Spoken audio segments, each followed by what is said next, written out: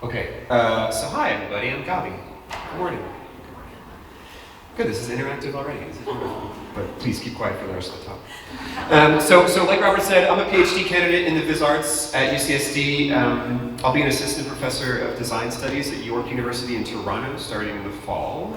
So shout out to the cold weather.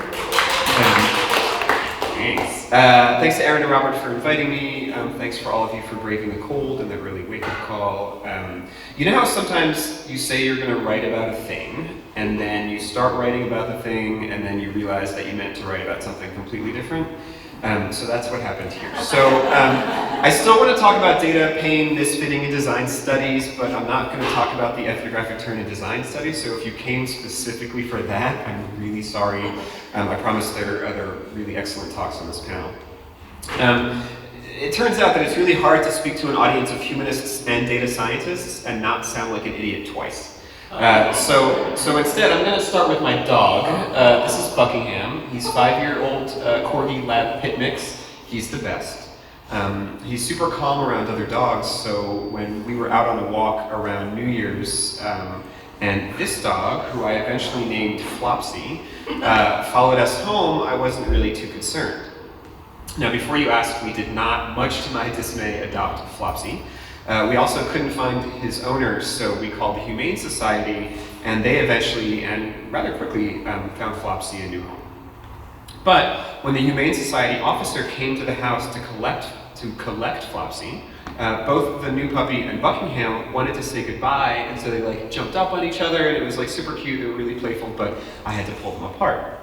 And so I bent down to do so, and all of a sudden I couldn't stand up. I had pulled out my back. So this had happened to me once before, and I got through it that time after a few days with some rest and stretching.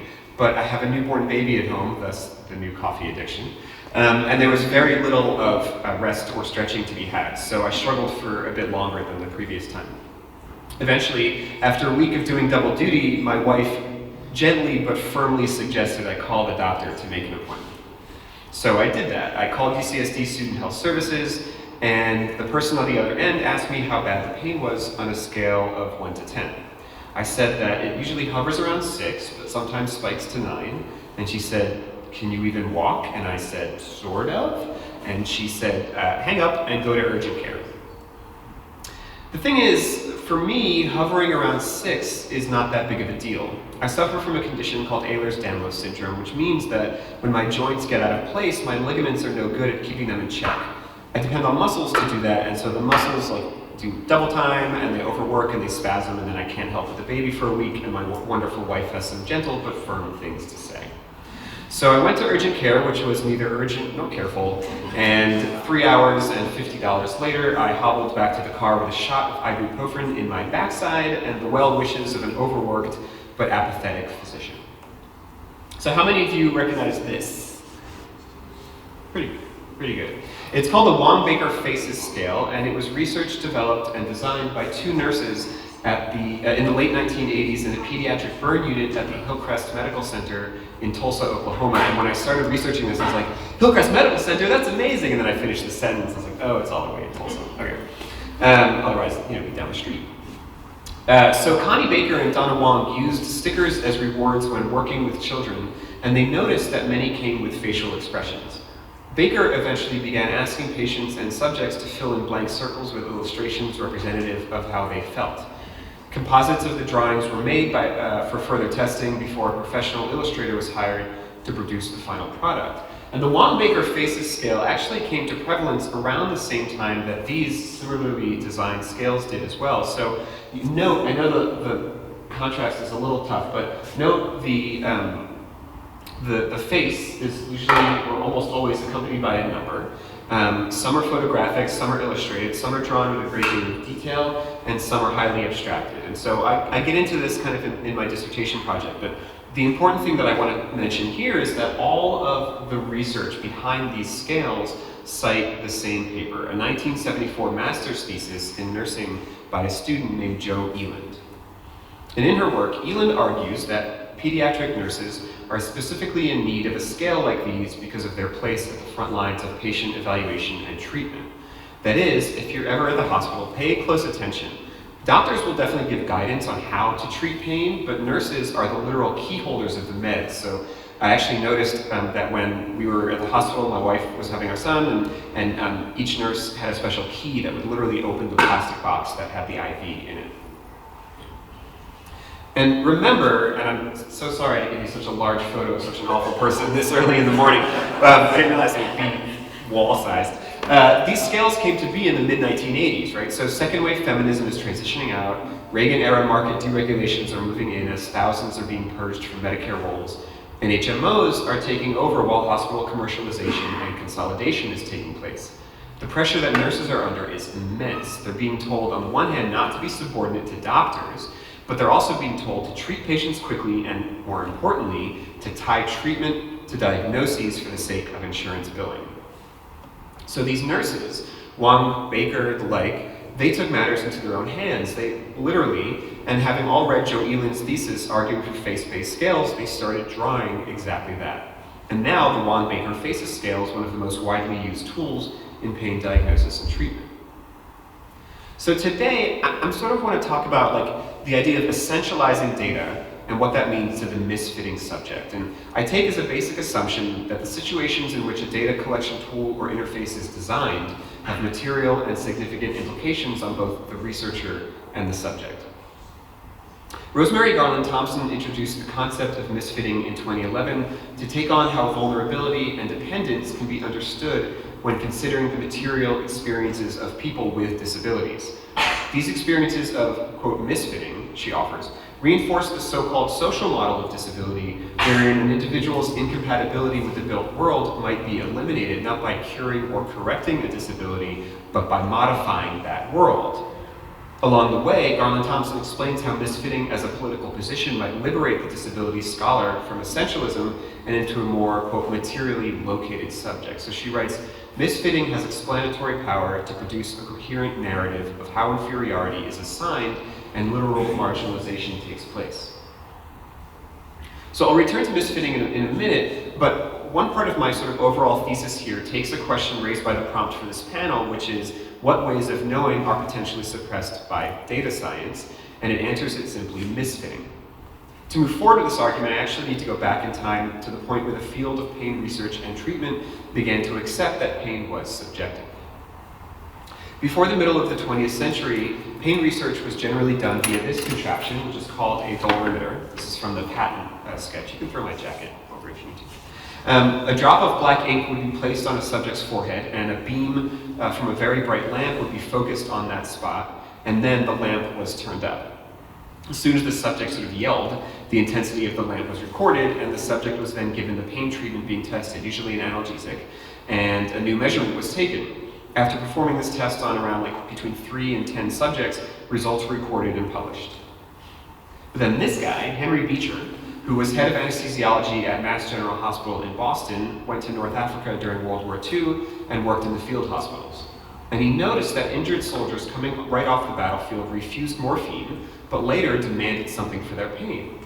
He realized that variables such as adrenaline, pain threshold, specific context of how and when someone was injured, all of these factors sort of changed how someone felt pain. So he came back to the US and he said that these small studies with a few subjects tested once or twice were not adequate. We needed to be studying large swaths of the population, and they had to be tested over and over to get conclusive data on pain treatment. It just so happened that right after the war, as mostly German companies were looking to bring newly developed synthetic analgesics to the market, a lot of money was available for these larger scale studies. The thing is, I see sort of a paradox built into this method, right? Beecher argued on the one hand that pain was subjective and based on the individual experience, but that the only way we could really get a true understanding of pain was through the collective research of dozens or hundreds of individuals. We might better understand the Beecherian turn and its relation to the practice of essentializing by observing it through the lens of what Jeffrey Bowker and Susan Lee Starr called the situated temporal biography of the patient. Writing and sorting things out, the two used classificatory systems developed during the middle of the 20th century as case studies to argue that while to classify as human, the resulting systems must be contextualized in the emergence of advanced information technologies. And so they write, how to name things and how to store data, in fact, constitute much of human interaction and much of what we come to know as natural. In one case study, the pair takes as a subject tuberculosis, and they look at how a disease classification can adjust over time, subsequently implicating the individual body, one that is, quote, going through its own biographical and physiological historical development, and as it develops, tuberculosis changes. So as classificatory systems changed the way tuberculosis was described and categorized, who had it, why, how severely, and so on, changed alongside with the disease. The individual patient experience was constantly, per their words, in motion.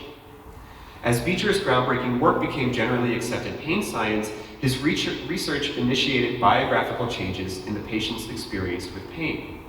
By acknowledging that classificatory changes initiate biographical motion, we recognize how the use of a graphic scale on a patient or subject has a recursive effect.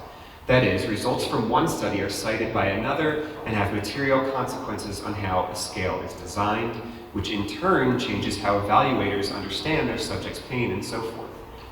As Zach elucidated yesterday, the collection and interpretation of data affects how data is collected and interpreted. Classificatory changes initiate biographical motion. And so there's no indication that that motion is going to slow anytime soon.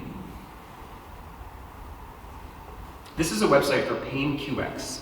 It's a startup that since the mid-2010s has been raising money and building a product that purports to be an AI-powered medical device embodying a next-generation approach to objectively measure chronic pain in humans. Here's a slide from a 2017 presentation that they gave to prospective collaborators and investors. In short, they proposed putting an EEG on a patient's head, reading brainwaves, comparing those waves to previously studied subjects in pain, and then sending the doctor a patient's objective pain score. Also note the dollar signs in the cloud. So they do plan on making money. I'm not really totally sure how, but whatever. The idea is that they'll use a cache of brain recordings from subjects who claim to be in pain, and then compare those recordings to your recordings, and voila, objective pain.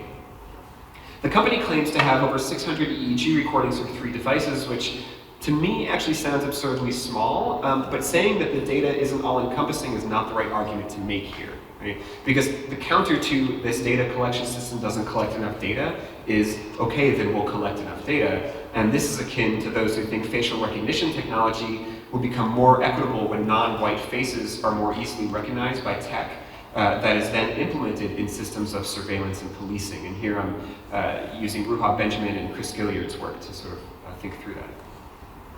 Instead, let's imagine an infinite number of data points, a system that has considered every single possible brainwave configuration. How can it possibly be wrong? The way that it can be wrong, of course, is the misfit. Recursive or supervised learning models are predicated on a misfit that can never persist. It does not preclude the possibility of a misfit existing. It precludes the possibility of a misfit that is never subsumed for the sake of model regression. So in the context of data science, we might want to understand the misfit as the same thing as an outlier, but it's more than that. The misfit needs to be understood as the material experience of the outlier.